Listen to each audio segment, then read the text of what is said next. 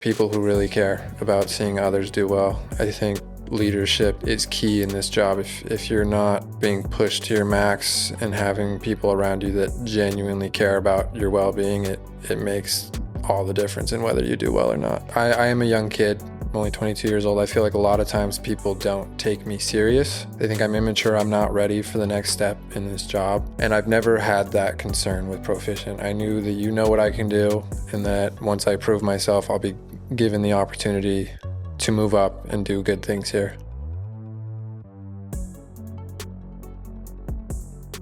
Hey there, it's Drake, back again with the Behind the Knock podcast. I'm here with Baylor Narins.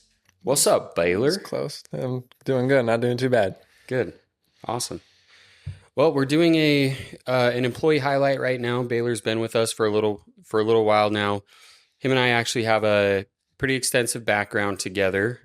So we just want to kind of see what he's up to, see what he likes about working here, and what led him to Proficient Windows. So Baylor, why don't you tell us kind of what got you into sales and how you started? It's kind of hard. I graduated high school, grew up with a single mom, didn't have a lot of money, didn't really know what I was doing with my life, couldn't afford college. I had a really good friend that I grew up with, and he recommended it to me. I actually didn't believe in door-to-door sales for a long time. I thought it was a scam because of all the stuff you hear.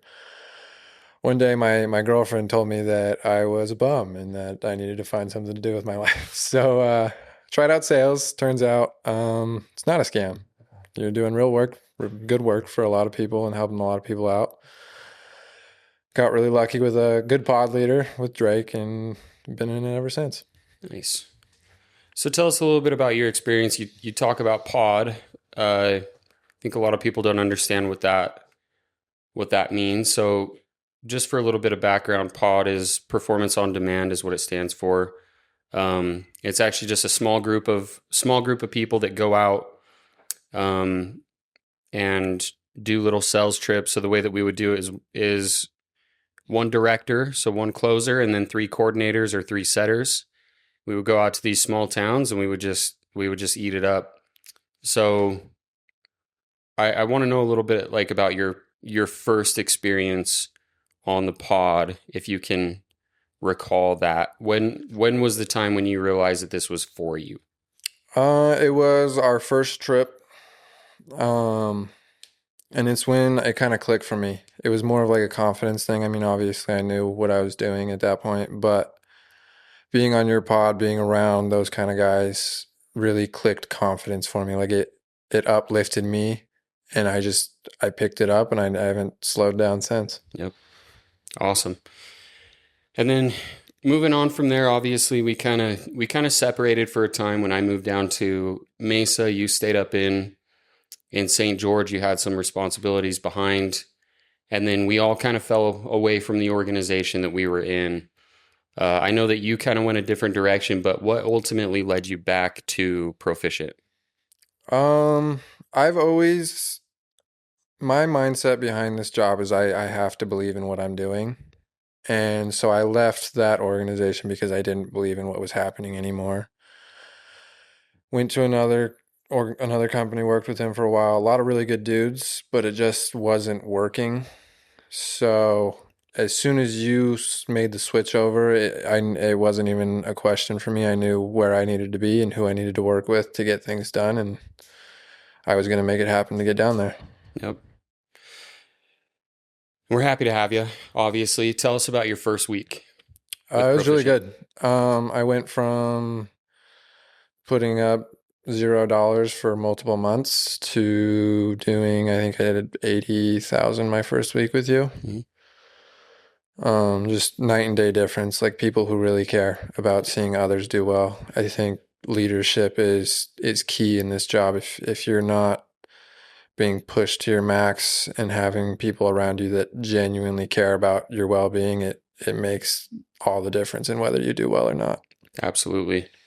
So what are some of the key things outside of, because obviously you've made a lot of money, you've been able to pay your bills with working through us. What are some of the other things that are, if you were making $0, what are some of the things that would keep you here? Just the growth. I think you surround yourself with people you want to be like, and I look up to a lot of the people at this company. They're doing great things. I went from being a kid that really thought I was going to be mediocre at best for my entire life, just getting by, to having real goals in life. Right now, like my big why is helping my mom retire. I grew up without a dad. She worked super hard to make sure we had everything we needed. And at this point, I want to make sure that she can live life happily when she's ready. Yeah. It's pretty strong. Why?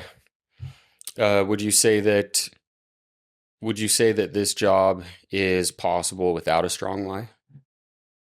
I think I don't think everyone has to have the same why, but I think having something that motivates you is key because we are 1099. We don't go by a schedule. It's very easy to have a good week and then just take off for a month. Mm. And that kind of schedule does not push you any closer to making something. It's just you're doing okay for right now. Yep. So I think having something to push you to do hard all the time, even if you have a lot of money in your account, is super key. It's a great way to put it.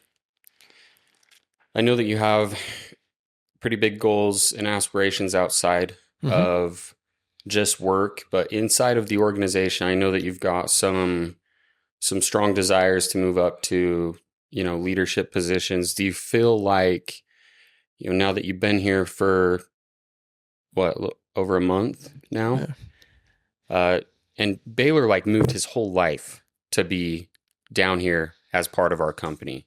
I think that's we don't talk about that enough, but you uprooted your entire life. You brought your girlfriend down here. You brought a couple roommates down here with you to help you support that dream.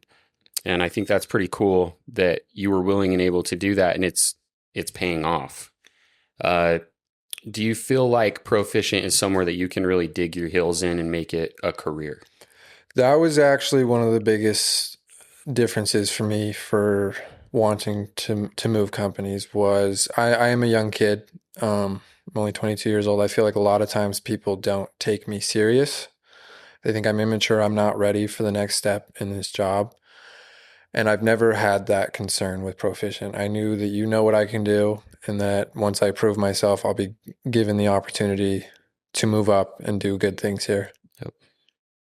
So it's a completely different story from where I was before. Yep. So yeah, we try to keep it as simple as possible. If you do this, you get here. We recognize the growth and the work that you put in instead of the time you spend doing it. So, and I appreciate the work that you put in. You're definitely one of those people that's going to be there at the end. yeah, I mean, at this company, it doesn't matter who you are, how old you are. I mean, if you can prove yourself, you'll be given some really cool opportunities to do some really, really cool stuff. Absolutely right. Well, Baylor, is there anything else you want to talk about? I know that there's probably a lot of people out there that I know I was one of those people that was like, I know that I'll be good at sales, but I don't know how to get into it. I don't know that I feel comfortable with the idea of that. Do you have any advice for people that are really kind of on the fence about it and not sure if this is a leap that they should take? Yeah, I mean, set yourself up to do well.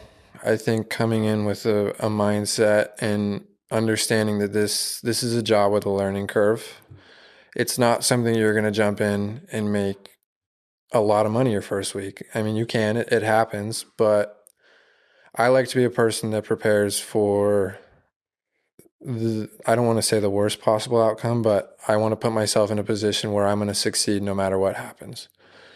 So just coming in with the mindset that this learn the curve, and it'll change the whole game for you. I mean, it took me a month and a half before I saw any real outcome.